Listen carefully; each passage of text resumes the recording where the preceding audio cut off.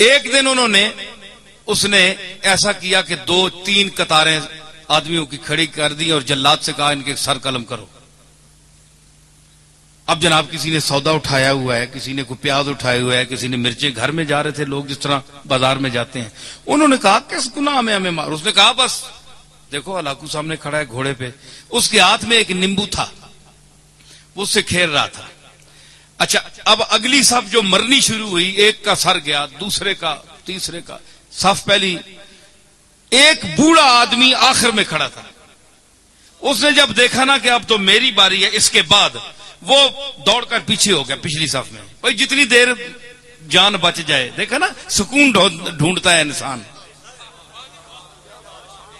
उस पर तो छुरी चल गई ना तो सुकून ढूंढता है मुर्गा हाथ पांव मारने में, और इस पर चलने वाली है, ये पहले ही सुकून ढूंढ रहा है।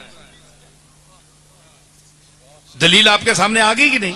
हाँ, तो उसने वो पिछली साफ में हो गया। जब पिछली साफ में गया ना तो वो साफ जब खत्म हुई ना, उस बाबे के पास पहुंचे तो वो तीसरी में चला गया, तीसरी में चला गया। और अब हलाकू के लिए बड़ी अजीब ये एक तमाशा बन गया कि इस बेवकूफ को देखो, इसको मेरे तलवार से कौन बचा सकता है। ये 50, 70, 100 आदमी मार दिया मैंने, पहली साफ भी गई, दूसरी भी गई, अब ये बेवकूफ कहां तक बचेगा। अब तो इसके पीछे कोई साफ भी नहीं है, तीसरी साफ है। जब जैसे तीसरी साफ को कत्ल करना शुरू किया, लुत्फ आ रहा है कि नहीं नई बात? हाँ, तीसरी, अब देखे मैं वो जुल्म की बात कर रहा हूं और वो किस तरह सुनता है। तो जब वो तीसरी साफ पे कत्ल शुरू हुआ ना, तो आखिरी जब बाबा रह गया ना, तो हलाकू ने कहा जल्लाद से कि 1 मिनट रुक जा, इसको ना मारना। वो अब उसने गेंद, वो नींबू पकड़ा हुआ है, खेल रहा है, उसके सामने आ गया। उसने कहा भाई बाबा बताओ कि पहली सफ में तू भागकर दूसरी आया सफ में, दूसरी सफ में जब आखिरी वो नौबत आई उस तक तो तू तीसरी में आ गया। अब बता तुझे कौन बचाएगा, अब किधर जाएगा? बाबे ने आसमान की तरफ देखा, है जी, ये आह है, खामोश आ है जी। शायर कहता है कि मर्दुम बजुबां कुनंद फरियाद, फारसी शायर है 700-800 साल पहले का, कि लोग तो जबान से फरियाद करते हैं, जबान से कोई लफ्ज अदा कर फरियाद करते हैं। फरियाद से बेजबानी है मन, मेरी बेजबानी के पर मैं फरियाद करता हूं कि मैं बोल भी नहीं सकता, फरियाद कैसे करूं। तो उसने कहा अब बताओ, अब तुम्हें कौन बचाएगा।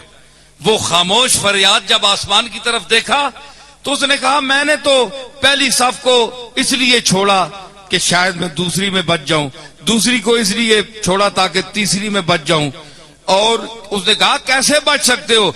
उसने कहा कि वो चाहे तो एक लम्हे में इनकलाब आ सकता है। यूं उसे किया ना, तो उसने कहा कैसे।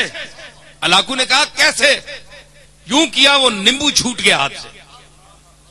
अब वो जरा चालाक भी था, बड़ा सिपा सालार भी था और घोड़सवार भी था। उसने जरा अपनी चाबुकदस्ती और चालाकी और फुर्ती दिखाना चाहिए।